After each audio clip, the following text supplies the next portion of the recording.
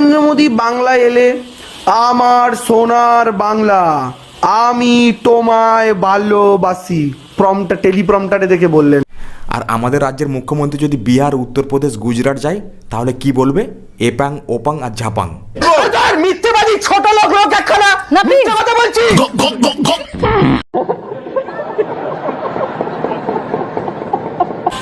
প্রধানমন্ত্রীকে জেলে ঢোকা, এইসব পাঁঠা ছাগলদের নিয়ে দেশটা চলছে, আপনি বুঝুন। দেশের প্রধানমন্ত্রীকে পাঁটা ছাগল বলছে, তাহলে এই মালটাকে কি বলা উচিত? এই কারণেই তোকে ভাটাংশু বলে ডাকে, বুঝেছিস তো? মিথ্যেবাদী ছোট লোক লোক একখানা।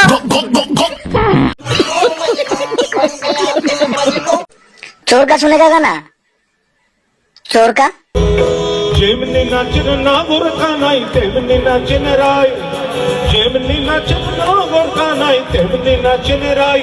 ভাই, জেলের কয়েদিদেরকে প্রতিদিন সকালে এই কুণাল ঘোষের গানটা শোনানো দরকার। দূর হয়ে যাক বাংলা থেকে।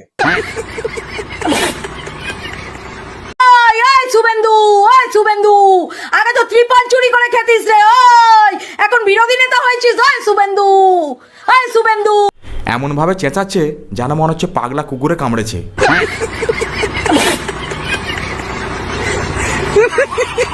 মারবে যত, কাটবে তত, ফুটবে তত ফুল, রক্ত দিয়ে লিখে যাব আমরা তৃণমূল। হ্যাঁ হ্যাঁ কাকু, শুধু রক্ত দিয়ে লিখবেন আমরা তৃণমূল? কেন, পেনের কালি দিয়ে লিখলে কি চোচ্চর মনে হবে? রক্ত দিয়ে লিখে যাব আমরা তৃণমূল। হ্যাঁ, ভোট তৃণমূলকেই দেবো, কেন ওরা তো ভালো কাজ করেছে, চোর হোক জাত ভালো। किरिस का सुनने का गाना, किरिस का सुना, किरिस का किरिस का सुनेगा। চোখের জলে ভাসিয়ে দিলাম মনে ঠিকানা।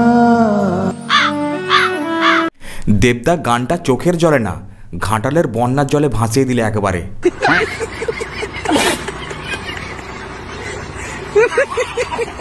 চোখের জলে ভাসিয়ে দিলাম।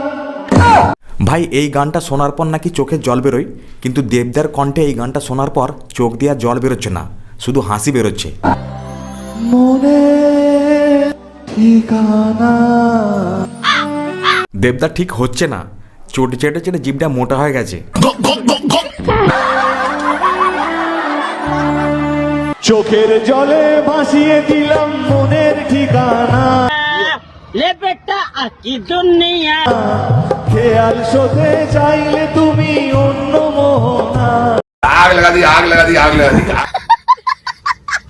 তবু তোমার সুখের ব্যথার জোয়ার এই বুকে রাখবো, আমি তোমারই থাকবো, শুধু তোমারই থাকবো। দেবদা ঠিক হচ্ছে না, চোটে চেটে চেটে জিভটা মোটা হয়ে গেছে। চতুর্থবারের জন্য আমাদের বাংলার কে মুখ্যমন্ত্রী হবে, আমাদের দেবদার কোনো সন্দেহ নেই। আমি আবার বলছি, 2026-এর নির্বাচনে যদি ঠিকঠাক ভোট হয়, যদি মানুষের কাজের নিরীক্ষে, ভালোবাসার নিরীক্ষে এবং কে বাংলাকে আগলে রেখেছে সেই নিরীক্ষে যদি ভোট হয়, মমতা ব্যানার্জি আগের থেকে অনেক অনেক বেশি ভোটে আবার চতুর্থবারের জন্য মুখ্যমন্ত্রী হতে চলেছে, সেটা নিয়ে কোনো সন্দেহ নেই। কিন্তু দেবদার চতুর্থবারের জন্য ঘাটাল মাস্টার প্ল্যানটা হবে কি না সন্দেহ আছে। ভাই, যেমন দেব তেমন তার ভক্ত। দেব দেব না করে পড়াশোনায় মন দাও মামুনি। ভাই, তৃণমূলের একটা নিজস্ব অর্কেস্ট্রা বা ফাংশনের ব্যান্ড তৈরি করা উচিত। মানে এই পার্টিতে যা নামি দামি শিল্পী রয়েছে। चोर का सुनेगा गाना, चोर का सुनेगा गाना। শরমের লাজ লাগে গায়ে, যেমনি নাচন না গোরখা নাই তেমনি নাচন রায়। আহা, কি গানের সুর, গলায় যেন কোকিলের বাসা বেঁধেছে শুধু হাগার জন্য। যেমনি নাচন না গোরখা নাই তেমনি নাচন রায়, একবার নাচিয়া ভুলাও তো দেখি না গোরখা নাই, একবার নাচিয়া ভুলাও তো দেখি না গোরখা নাই। ভাই, জেলের কয়েদিদেরকে প্রতিদিন সকালে এই কুণাল ঘোষের গানটা শোনানো দরকার। দূর হয়ে যাক বাংলা থেকে।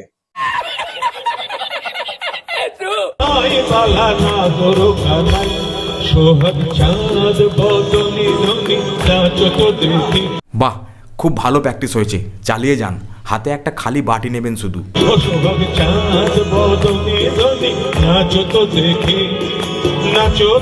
রাস্তার একধারে ফুচকার দোকান, একধারে চপ মুড়ির দোকান, একধারে ঘুগনির দোকান, আর মাঝখানে এই কুণাল ঘোষের গান, ব্যাস একেবারে জমে যেত।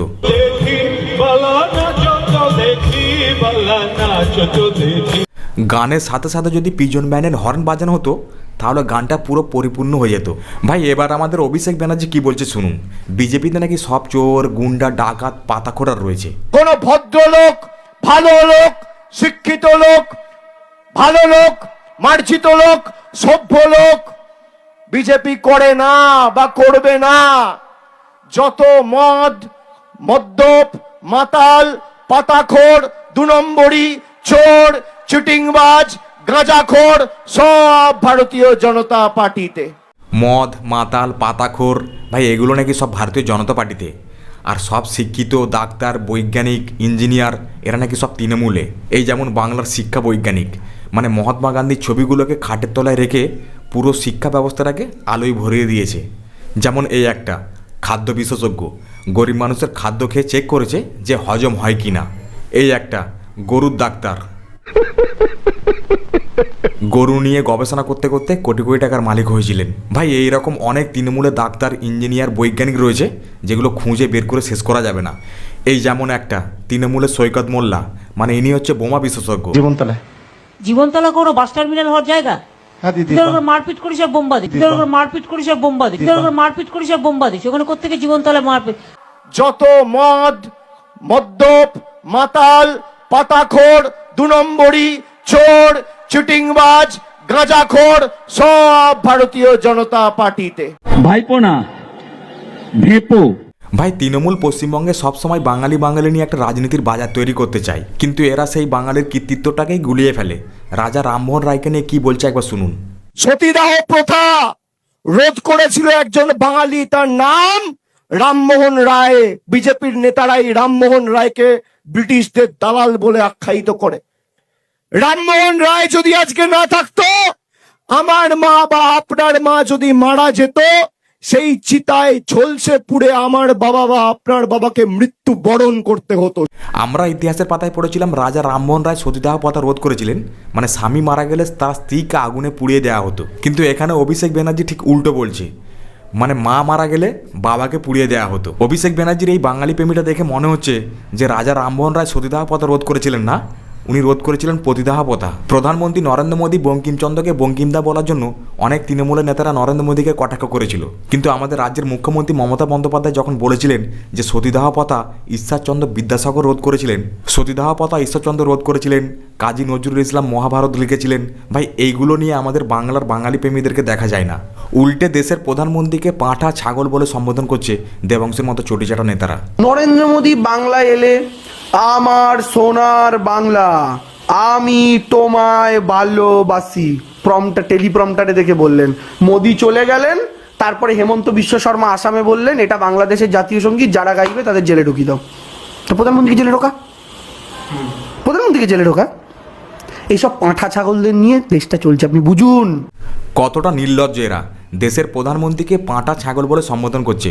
ভাই এই কথাটা যদি আমাদের বাংলা যুবরাজ বা পিসিকে বলা হতো তাহলে ভাই এতক্ষণে জেলে ঢুকিয়ে পচিয়ে মারত।